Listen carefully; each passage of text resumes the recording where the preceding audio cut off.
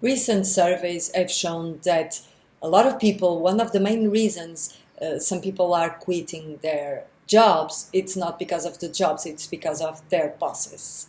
People quit boss, people do not quit a job. Do you agree? So along my professional path, I've had the opportunity to work in different environments with different organizations.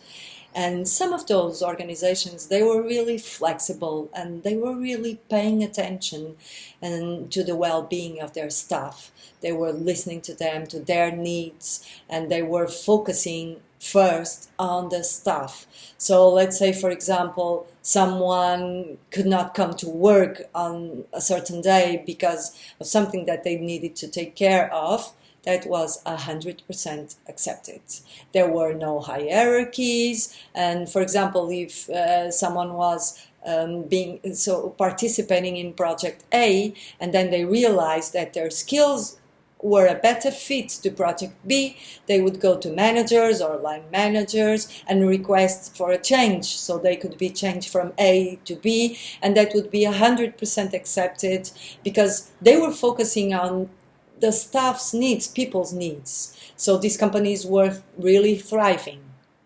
On the other hand, I've also worked with companies that the leadership styles were much more strict. They were not focusing on the well-being of their staff at all. So they were only focusing on, let's say, financial numbers. What is the cash flow forecast? What are our KPIs for the term? What is our bottom line? How much have we invoiced? And so on and so forth. So people's needs were not being taken into consideration. People were really being pushed hard to produce financial results. And so those people, they didn't feel safe working there. Levels of anxiety, stress levels were high. There was a separation. They were not working for a common goal. So they would use words such as them and us, separating themselves from the management, separating themselves from the company, from the common goals.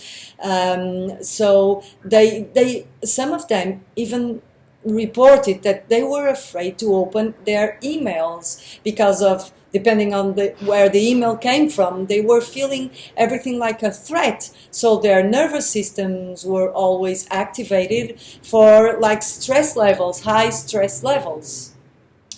And a lot of people have been studying and working these matters.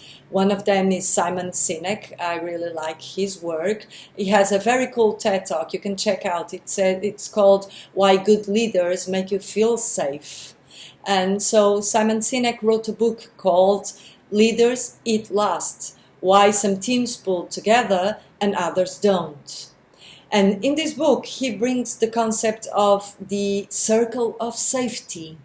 So this is just like a cultural safety environment or a cultural safe environment where people can join in this circle. And you see, the circle is like a sacred form. So everybody's sitting, there are no hierarchies, and everybody's sitting, and their distance to the central point is exactly the same. So everybody can bring their ideas, they can bring their thoughts and perspectives, and these are taken into consideration. So trust is built, and there's a feeling of belonging, and so there's also a feeling of being safe at that work environment with such leaders that communicate with you in a circle of safety, let's say. So I want to bring this for you to think upon this. Maybe you are not feeling that your work environment is safe. Maybe you are considering a change, a career change. Okay, this requires courage, but you also know there are a lot of coaches out there and companies specialized in helping you through that transitional period, so they can assist you, and they can assess your skills. We search for companies that have values, that you share the values with those companies, and then there's a lot of people who can support you into that change. But really consider this. Tony Robbins has a sentence. He says, raise your standards. So where are your standards right now regarding your work environment? Because you are worthy. What are you worthy of?